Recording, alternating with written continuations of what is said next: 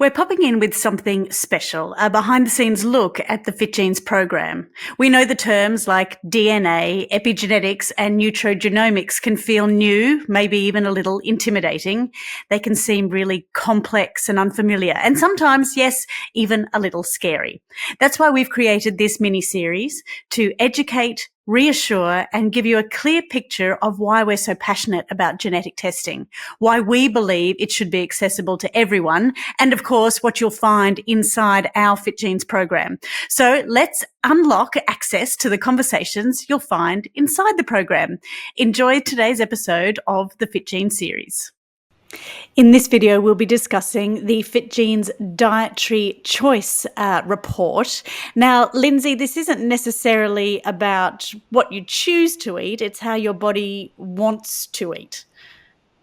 Yeah, so the easiest way to understand the difference between the food choices in this dietary choice report is it's letting you understand how your genes can influence your eating behavior, meaning what's driving you to make certain choices in foods, and then how's your body handling it. Right, okay, so behavior as opposed to how my body reacts to the food I eat. This is how my body decides how much I'm going to eat, what flavors that I like the most of, that sort of thing. Yes, absolutely. It'll just, like I said, behind the scenes, maybe influence your choices and you didn't realize that this was kind of going on. Okay, so when you say I'm a sweet tooth, perhaps you are Yes. genetically disposed to wanting to eat more sweet things. Absolutely, because there really genuinely is. If you ask someone, are you a sweet or savory person, they pretty much know the answer to it. They can tell you straight away off the bat. Okay, and do you think that is spot on? Well, we'll see when we get to my report at the end, I suppose, won't we? Yes. I would say, without having seen the results, I would say that I am fairly neutral. So this will be interesting. I love sweets as much as I love savory. I obviously like different types of sweets. But yeah, this will be interesting. I don't really have a disposition for either that I know of. Let's go. All right. So this first one that we're going to look at, Shelley, is satiety feeling. It basically means is how quickly you register at being full. Now, this is influenced by, we do have hunger hormones called leptin and ghrelin. So the easiest way to remember that is ghrelin, I think of a gremlin, and that's the hormone that makes you feel hungry. Leptin is the hormone that generally gets released into the bloodstream about 20 minutes after eating a meal, which is why we always say it's really good to eat slowly because it will help your body register when you have eaten enough. Now, there are genetic predispositions where you are great at this or maybe not as great at that. So there are people that are probably going through this program going, oh, I've always struggled to know when to stop eating. One of my daughters is actually that way. So I have one daughter that genetically, she just sometimes will just eat as much as she can and then probably feel a little bit unwell afterwards. Whereas my little one, Millie, I'm almost trying to get her to speed up a little bit so that she's getting enough food. So you can really see that sometimes in your family members. Right. Okay. Very interesting. Okay. I won't say the word, but that's that one. And here again, the tips. Okay. So sometimes what you'll never feel full. No, it just takes a lot longer. And so you just have this predisposition that you might accidentally just eat too much for your body because you're not receiving that sort of signaling, that biochemical signaling that, oh, I've had enough.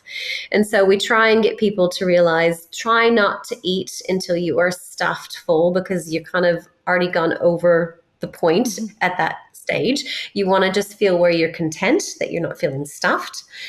We also want to try and say, and this is where, of course, we've talked about it before, the order of the way that you eat your foods makes a really big difference. So if you are one of these people that don't know when to stop eating your vegetables and your more fibrous foods first will help you in this department to know when to stop.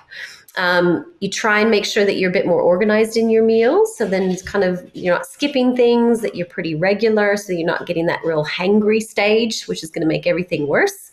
And then we try and avoid the snacking. You want to have good meals that are nice and solid rather than snacking all the way throughout the day because you tend to overeat when you snack a lot. Okay. And then we also want you to be really mindful, meaning trying not to eat when you're distracted or watching Netflix or something like that. So being really mindful. Again, if you find out that you are one of these people, does, say, drinking a glass of water before your meal help? Or I know we try not to put out the digestion fire before we eat. So Yeah. what can you do in that regard? Is there something you can do before you eat so that you're going to feel more full, so then you won't eat so much? Yeah, it's really the type of foods that you eat first. Mm-hmm. So if you can eat that fiber, and then if you can eat those sort of more proteins and fats Mm-hmm. first, as in like an order of eating. So on your plate, you eat the veggies first, then try and get your fats and your protein, and then probably eat the carbohydrates last. That order of eating will help anyone that has a genetic predisposition where they just kind of struggle to know when to stop. And that will help you naturally kind of find that endpoint. Okay, great. So bitter taste perception, what is this all about? Yeah, so this is an interesting one because we have receptors on our tongue for salty, sour, sweet, bitter, all different areas. Because really, and I love this element about food. When we even smell our food and when we stick food in our mouth, at the very first taste receptor, it's sending signals down to our digestive organs to get ready. It's almost telling our system what's coming right at the very first Mm-hmm. bite. There are some people that have genetic predisposition where they taste bitter compounds a lot stronger. But you know what they found is these people tend to have a lower vegetable intake. So Right, because it's just a little bit too bitter. stronger. Yeah. Yeah, well, they can taste it. They have a heightened sense of bitter taste, if that makes sense. So things like broccoli to them is going to taste a lot stronger than someone that doesn't. And so sometimes if they can't recognize the benefits that you get by eating bitter foods are one of my favorite foods from a nutritional perspective, because what we do know is bitter foods stimulate gallbladder and pancreatic function. So when we taste them, it's actually a really good thing. Probably a little bit more difficult for the people that taste them at a much stronger level. But yeah, these are the people that they've done all kinds of research. They tend not to eat as many bitter foods, unfortunately. Oh, because they just don't like the taste. Too strong. Okay, right. Well, if we've got that, that's trouble. So then you'd have to actually consciously make Yeah. yourself, again, eat those veggies first and then finish with something a little bit sweeter. So not every mealtime is. Yes. This is probably where some parents have battled their children. Mhm. One child will love their little, what they call broccoli trees, and the other child is like, no. No, like you have to have them. Yes. As we know, and the same, this in reverse. Some people would have a much stronger sense for sweetness. Yes. Yep, absolutely. So depending upon, again, that traffic light system is really, really clear, the green, the yellow, and the red. So if you have a low sweet taste perception and you're in the red, those are the ones that are going to be more oriented. Those are the ones that have a sweet tooth. So Okay. Okay, so a low sweet taste means that obviously the sugars don't taste as sugary, because some people yeah, then go, yeah. oh, that's just so sweet. So they would have a high sweet perception. And the ones that go, oh, I could eat cake all day because it's not so sweet or the icing's not too sweet, have a low sweet perception. So they can eat more of that. Yes. Yeah. I don't know about in your family. Like I said, my husband's got a mad sweet tooth. Mhm. Mad. And it's taken a lot of years of really trying to work with him. Like, I'm probably in the yellow green. I actually haven't had a look at mine yet, but I can have one small piece of dark chocolate or the smallest like mouthful or biteful of something sweet. And I'm like, that's it. That's all I need. Whereas for him, It's a bag of if it's lollies. in there, Yeah. yeah, he's going to demolish it. So when someone has this kind of genetic predisposition, we know it's not good to have a lot of highly refined sugars. So little tips and tricks for this is obviously being mindful and aware of this is your predisposition in the first place. But you can use tools like the inositol that we carry at You Must Try It. So inositol is something that helps with sugar cravings and helps with glucose and insulin control. So for someone that's really, really got a mad sweet tooth, we can help you out. You don't have to try and battle this really strong signal. You can help your body out a little bit. So those supplements would just tone it down so you're not craving that as much. Yeah, absolutely. You can just make it a little bit more bearable that you're not like trying to knock someone over to get to the chocolate. Well, that's interesting because is it a craving as such, or it's just, oh, it doesn't taste as sweet to me, therefore I can have more? Or if you have that low sugar, does that mean you actually want it more? Well, there's two elements to that, which is looking at these two different genes. Is in yes, we can have from a taste perception Mm-hmm. side, you can have it where you're not tasting it as sweet, and so therefore you want more of it. And this particular test, looking at the GLUT2 gene, is actually how our brain recognizes glucose and how it gets it in and out of the cells. Mm-hmm. So there's two elements here that, like I said, if you've got both of these as a genetic predisposition, that's where it is a little bit harder for those people to try and manage their diet and not have too much sugar. And so you may want to rely on a little bit of help rather than trying to just use willpower all the I time. see. Yeah, that's tough, isn't it? Yeah. And then we have Yeah. So, obviously, we know that eating too much sugar is not good for us and leads to those chronic illnesses. So it's good to manage it, whether you're a sweet tooth, whether you like the bitter foods. Just being really aware that our sugar consumption is not good for us, no matter what your genetic makeup is. yeah. And look, it's really interesting when you look at the way foods are made. So, notoriously, before we had this capability of processing and manufacturing foods, and we had only whole foods available, the sweetest food on the planet was fruit, right? But fruit has a lot of fiber in it. So it was kind of nature's way of giving you something sweet, but also because of the fiber content, it not having as devastating effect on our Mm-hmm. health.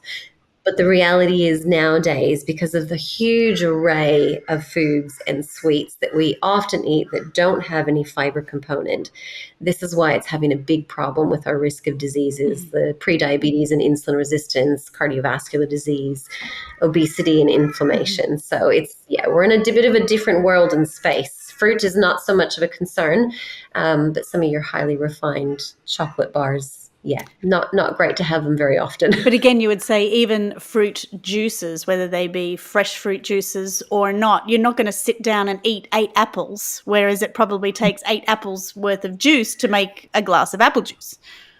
Yeah, absolutely. So it's a really, really important element between sugar and fiber. Mm-hmm. And that's what I was saying is Mother Nature makes it perfectly by combining that sugar and fiber together. Okay. All right. So then fat taste perception. Now, again, this obviously differs from your highly refined fatty foods to your, meats and dairies. hmm Yeah, look, it's one of anyone that has a genetic predisposition, this fat taste perception can struggle a little bit more, maybe being oriented towards those processed, what we call trans fatty acids. And so, from a food manufacturing perspective, we know that fat is something that's very primal. Our brain and our body wants it, and there it's good because we have basically fat lining every single cellular membrane in our body, so it's very important.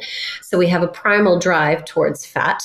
But from a food manufacturing perspective, what we found is that fats go rancid very easily. And so the unfortunate thing is to make fats stable, they have to chemically change them.